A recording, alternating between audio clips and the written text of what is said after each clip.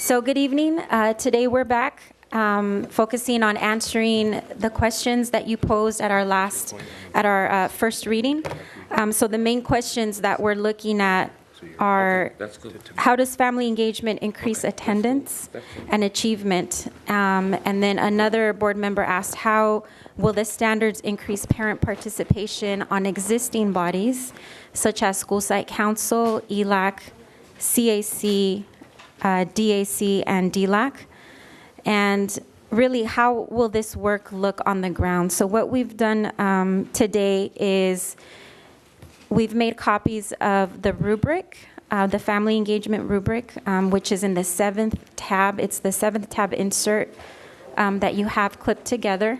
You can easily insert that into your binder.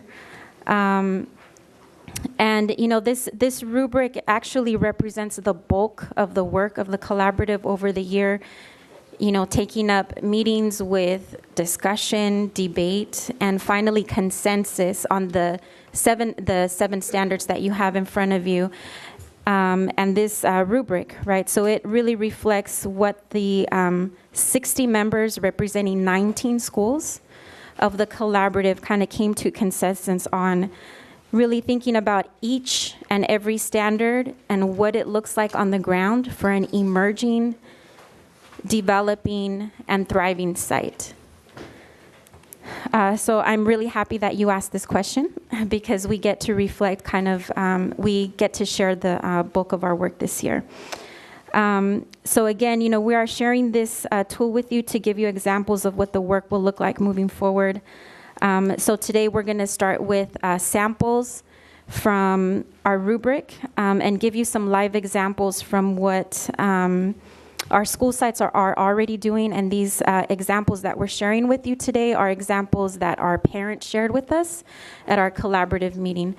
And we know that, although we're only highlighting 3 schools, there are many schools doing great things with parent engagement. Again, these are just the examples shared at the last collaborative meeting on June 1st. So with that, if you could look at the rubric in your packet. So again, what this rubric is, it's a set of indicators for each standard to guide an emerging, developing, and thriving site. We're using this as a workbook. For our staff will be using this rubric as a workbook to guide the family engagement teams at the sites, and those teams consist of principals, community school managers at the sites where we are developing sites to become community schools, the family liaison, and parent representatives. So again, this is your C3SP team or your school site council plus teams that were convened this year in the creation of the community school site strategic plans. And so as a result of using this workbook or rubric, each site will be supported to develop their family engagement page in their community site strategic plan. To develop their family engagement vision, work plan, and calendar with families, right? Specifically connected to their attendance and achievement goals already embedded in the plan. And number 2, to be in compliance with our school quality standard number 5, meaningful youth, family, and community engagement. So that's what the rubric is and how we're using it. So now we're going to move to specific examples of work that is currently happening. Again, pulling out some of the indicators from the rubric that you have in front of you. And again, today is a shared presentation with members from our Family Engagement Collaborative. Good evening. My name's Sarah Nuno, and I've been a member of the Family Engagement Advisory Committee and the collaborative representing Great Oakland Public Schools for the last school year. And I wanted to share with you, we were asked to speak to how family engagement can support the improvement of attendance on school campuses, and so we wanted to focus on Westlake today. Westlake currently, we wanted to focus on Standard 2, which they are developing, which is communication with parent/caregiver. So they're developing their current plan for engagement around that standard, and the indicator that we used to define that was that they're providing multiple opportunities for parents to attend workshops and tools that support families' understanding of student data, state standards, and learning goals.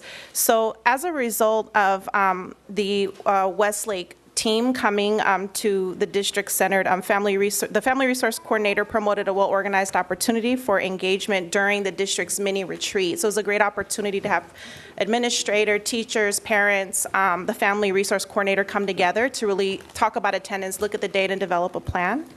Parents participated in rich discussion and learning about their site's attendance data, and what they did was they came back to the SSC with ideas for implementation, 3 of which were to change tardy slip process, to add why students are late, to capture that data, what they're doing and why they're late. The tardy slips were then submitted to what they have as a collaboration of services team to look at ways to support the reasons children are coming to school late.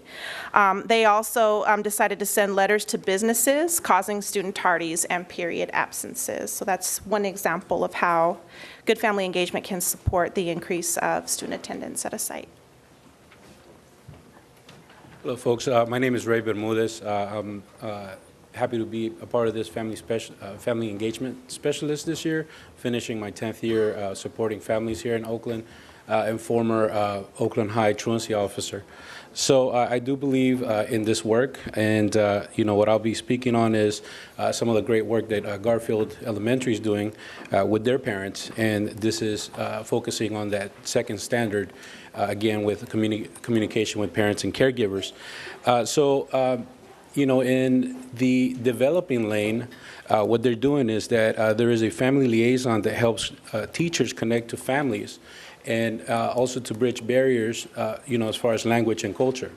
And as far as the thriving lane and what they've been successful in doing, is the school is relentless in ensuring that every student's family is engaged in the success of their student. The school is creative in reaching all families regardless of their circumstances. So as far as the family engagement and attendance working together, basically the attendance staff gets a list of the students that are chronically absent, then refers them over to the family advocates. Why I think it's been successful there is that some of the family advocates, one is African American and the other one is Latino, so they're able to serve the community that they work with. And they're also staffed by IBESI, which is a community partner. Their caseload is roughly about 50 families, and from their information is that 90% of those families are successful as far as attendance, so they're having a great track record. Also, some of the engagement activities that they implement include home visits to see, to find out why those students are chronically absent, and also connecting the services to educate the parents and the community of the importance of attendance. So, thank you. Good evening. My name is Andre Spearman, and I'm an OCO leader, a parent leader at Manzanita, and part of the collaborative. And so another example is UPA, and they're developing their family engagement around standards 1 and 4, which is parent-caregiver education and learning at home, and using the lane of developing and thriving. And to speak to that, it's to be classified as developing and thriving. Most parents at the school are actively engaged in leadership opportunities, supporting the school and supporting their children's academic process and their academic progress at home. As a result, the Family Resource Center offered workshops and involvement, and the parents took that on, and now they run the salad bar at the school, sponsor honor roll assemblies, participate in the SSC and the ELAC in high numbers because the schools follow through on parent recommendations, and parents learn that their voice counts and the decisions affect their children. So it's a engaged process. They also fundraise to support student programs such as camping activities and college visits, which is critical. The parents also attend expo nights to see their students' work and their projects, and they also attend the family conferences, which is important in terms of development, 3 or 4 of those are sponsored a year, and to learn and listen to how they can support their children and their performance and their progress with a 95% participation rate in the 3 or 4 conferences. And so based on our SRQ data, we learned also that UPA provides a multitude of opportunities for parent education and involvement through the Family Resource Center.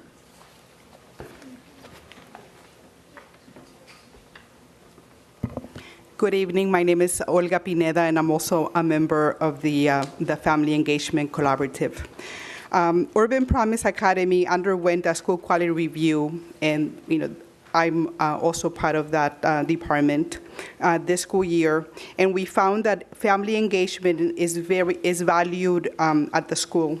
As a result of this partnership between parents and school, it translates to student achievement. Evidence of this includes the following. Parents share that they know what their children are learning and how they are progressing when they attend those family conferences. And the children themselves present the report card and also set goals for the following quarters. Parents also share that they know their students are performing below grade level when they receive letters from the school, and they also attend meetings that shows them a chart where they need to be, where their kids need to be academically, and where they're scoring.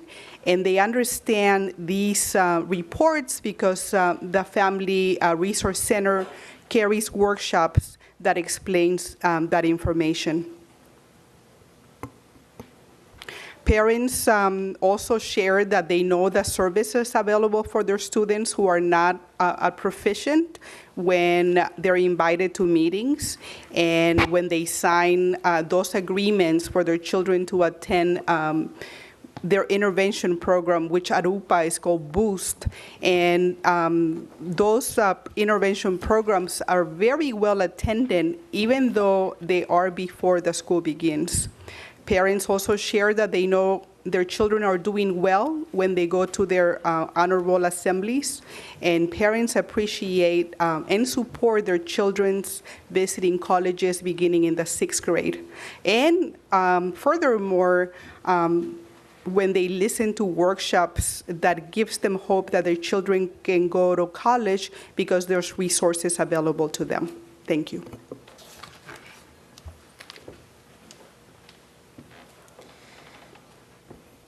So this is how we understand engagement, right? So if we look at this slide, and we gave you some examples of emerging, developing, and thriving, the idea is that an emerging site, begins practicing some foundational activities.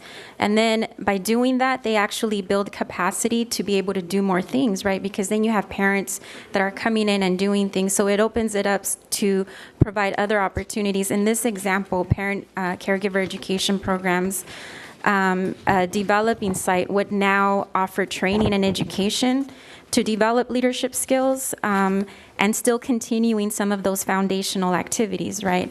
And then, moving into the thriving category, then a school will actually demonstrate that most parents at the school, like at UPA, are actively engaged in leadership, in supporting the school, and in supporting their child's learning at home. So that's what this kind of diagram represents, right? And that's also how we understand family engagement in relation to compliance. They're not two different things. They're related, So if we think about engagement as building opportunities for relationships, and building opportunities to develop parent capacity to participate, then, that's kind of the prereq or the pre-work that we need to do as staff, so that parents are better prepared to participate in more meaningful ways on these existing bodies, School Site Council, ELAC, CAC, DAC, and DLAC. And also that those aren't the only opportunities, right? Because then we'll have parents that want to start a Padres Unidos or, a Black Parent Union, you know what I mean? So again, it's about setting the foundation for building relationships and building opportunities for building parent capacity to participate. And, some examples of this, we already saw this year, which is amazing. So through our parent conferences, we did intentional outreach at Allendale, Lafayette, MLK, and Fruitvale to engage parents who weren't typically engaged. We provided transportation. They came, sat in workshops on a variety of topics. And as a result, they went back to their school site and either started an ELAC or they went back and participated on SSC and ELAC. So those are some examples just from this year's parent conferences. So now we're gonna. This wraps up our current practices. So now we're gonna move on giving you a snapshot of what the work looks moving forward. We had allocated 15 minutes for the presentation, so I don't know if what you can do quickly, but we would like to be moving along with the agenda. What are the highlights that we need to see here? We just wanted to share what the process would look like at a school site. Can you do that, Sure. please? Sure. Thank you. So No disrespect, but we have a lot of items on the agenda tonight. I want to make sure everyone has an opportunity for the item that they're here for. So, okay. Thank you. So taking this to the school site, we have 3 new regional family engagement liaisons who will be supporting school sites to build out their family engagement page. And this diagram just shows what that process would look like with families. Okay. So now we're going to turn it back to you for the Great. second reading. So we are now directors at the second reading for the resolution. If you have your binder from the last time, the resolution is in the first tab. I don't know if we need to read it again. I'm wondering whether there's any discussion at this point about the resolution and the 6 standards. The 6 standards are parent caregiver education program, communication with parent caregiver, parent volunteering, learning at home, shared power and decision-making, community, collaboration, and resources. So is there any discussion, or are we ready to take it to a vote? Director Yee. I just have one question. I appreciate you following up on the questions I had. So I'm just, whenever you have a rubric like this, it's really helpful, and you gave some real good examples of how it might work. So is it the responsibility of your office to assess where the different schools are, so you actually know which schools are emerging and which are developing and which are thriving? Yes, so we actually started that process this year in identifying, in terms of the community schools, which sites are community school, an emerging, developing, and thriving practice. And we're aligning how we're looking at family engagement, along those same lines. So then your office would be working more with schools that are emerging and less with schools that are thriving? Is that the strategy? That's correct. So we are supporting emerging and developing sites, but we're also starting a professional learning community that brings sites across the spectrum. Right. And